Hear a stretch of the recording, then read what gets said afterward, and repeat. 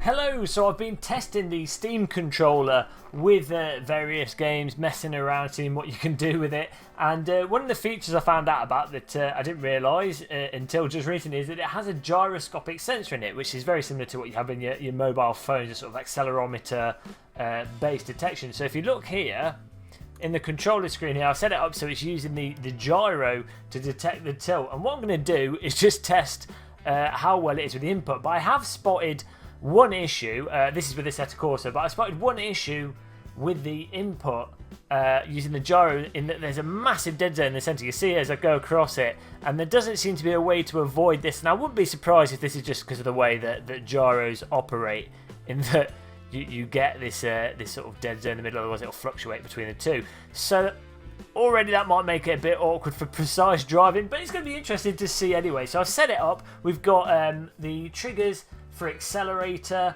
and brake, and again the Steam controller doesn't have that big a throw on the triggers, which makes driving games a bit tricky if you're going to do precise control with your driving games. There's the accelerator, there's the brake, and of course it's a combined axis as well, so you can set up in some simulators here so you can push one at a time. Sometimes you can set it up even with combined axes to be able to do two at the same time with some fiddling, but again that's not exactly ideal for driving games. And you can of course use the D-pad, but we're just testing out the gyro at this point in time. So let's jump onto track. We're going to pick a slow car. Just save the profile that I've made here.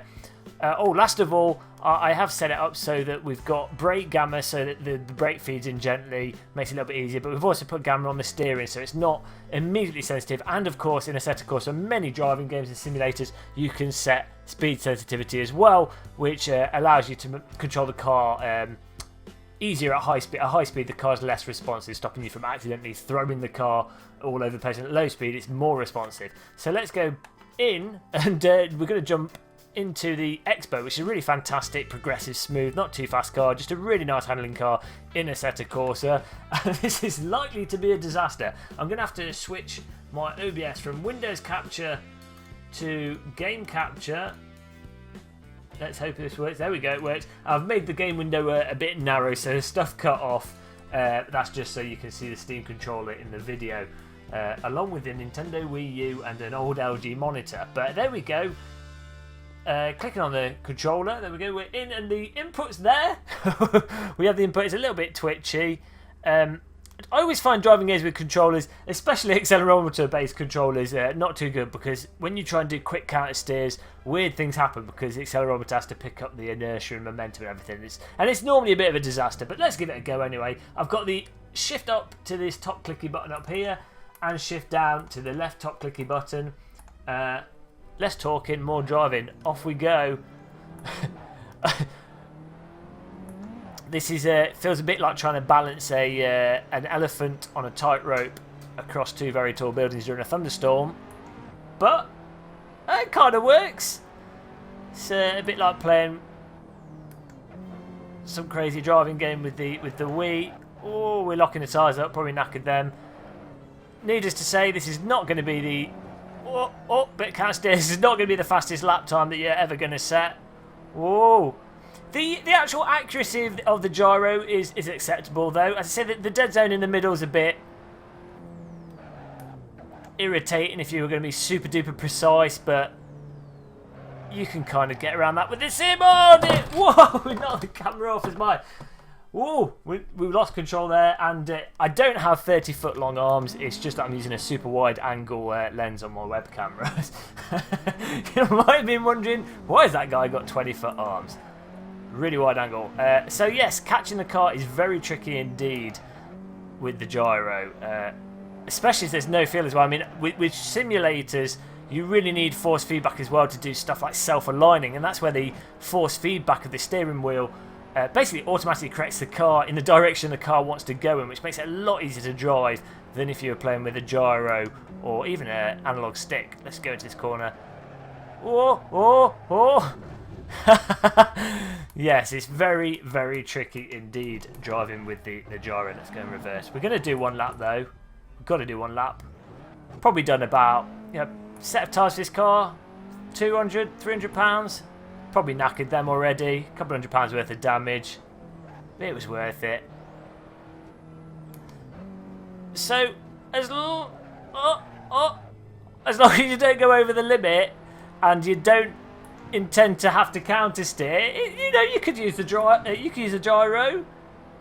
You just about. I think if you were, you know, oh dear, if you were really terrible at the driving games, and you know you were driving with a lot of assists on, then the gyro mode might actually not be too bad. So we'll go and try that after doing this lap. We'll put the assists on and see what it's like. The only real advantage I can see of using the gyro over an analog stick is that I'm just killing myself again. The only advantage I can see is that you get a greater range of input. So with the analog stick, which is actually bound to the game at the moment, if I go left to right here, look, you see it's not very granular. It's almost instantaneous, but there's not. I think it's probably only, it might be 100 points of input, but it's very hard moving this tiny little joystick precisely. Whereas, you know, with this you've got a wider range because your hands are further out what you're rotating. If that makes sense, it probably doesn't. But you've got a wider range, so you can be more precise with gentle inputs. But then it does get hard doing snap inputs. So it's always going to be a compromise using a joystick to play a driving simulator, to be honest. But we'll see what it's like with assists. As we're going to go across the finish line at full speed. I have a feeling, I have a suspicion, it might not be too bad with some assists on. And to be honest, you know, if you're playing this super casual on a gamepad, you might want to be playing it with some assists on. Let's go crazy. Woo! that's why they don't have gyros in real cars. Let's go back to the main menu here. So click on this, exit that. Let's put window capture back on OBS so you guys can see it. And we'll go, there you go, you can see the mouse. Go back to the controls, options. Actually, what we want is the car settings, assist. Let's go gamer. Let's go full on gamer. We're going to automatic gearbox, automatic throttle blip, ABS, traction control, stability control, tyre blanket, slipstream effect. What we really want though is the, I guess the traction controls on full, stability controls on full. So that should be enough.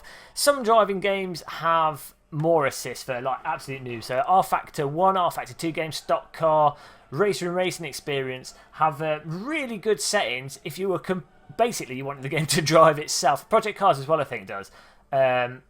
So if you had absolutely no idea what you're doing, you basically just want to stick your tongue on forwards and drive the car with your mouth, that would be a possibility. Assetto Corsa does depend, I think, or relies in some regards that you are capable of driving to a basic degree. But we'll see. Turn Windows Capture off. So there we go. Got mouse cursor on the screen. Just remove that there. Off we go. Oh, automatic gear shift. That should make it easier. All we have to do now is concentrate on the left and right.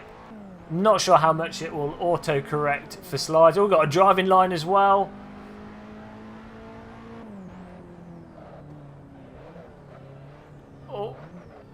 So even with the assist on an AC, it's not quite as the AC assists aren't quite as generous as some other driving games. Personally, it's not a problem for me. I like playing Assetto Corsa with the steering wheel. It's meant to be a sort of hardcore simulator, so you can't really blame them for not putting in complete noob assist. But you see now, this is a lot easier to drive. Hard to say how much easier this is, or if this is better or worse than just using an analog stick. Stability control doing its job there. The car basically pointed in a direction for me. This is like a Google self-drive vehicle. Maybe they'll put gyroscopic-based controls as an option. A little Steam controller in the Google self-drive cars. This isn't too bad, you know. If you were, I feel like I've got a vague control of the vehicle. Maybe more so than some of the analog stick settings I played with Forza or Gran Turismo when I played that on the game consoles. I feel like I've got a little bit more control because it's immediate. The steering's fairly immediate. But yeah, I mean, this is passable. I'm actually genuinely surprised that this gyroscopic control works reasonably okay. Presumably you could use a mobile phone to do this as well if you didn't have a Steam controller, but then I guess you don't get the analog accelerate and brake. But then it has to be said, the Steam controllers analog throttle and brake aren't exactly the best because the travel's not so good on them. But let's finish this lap. I feel I was going to say I feel like Ayrton Senna, but maybe not on this track. I feel like Michael Schumacher. Not bad considering we're using the Steam controller and the gyro. As I say, for those of you that are into more hardcore, for those of you into more hardcore driving sim and what have you, I want to take it more seriously. This probably isn't the ideal solution. But if you were super casual and you're playing more of a casual driving game, or you just wanted to mess around in AC or any of the driving games, Race Room, Project Cars, any of them, this could actually work all right with the gyro setting. So I'm genuinely surprised by the fidelity of the gyro. Of course, it's got a D-pad as well. We'll go through that another time. But that's a Steam controller video, Assetto Corsa with the Steam controller gyro. I hope you enjoyed it. I hope it changed your life. It probably did. It's changed mine by proxy. I'll see you in the next video. Make sure you click subscribe, like it, ask a question in the comments, and I'll endeavour to answer it as soon as possible. See you in the next video. Goodbye.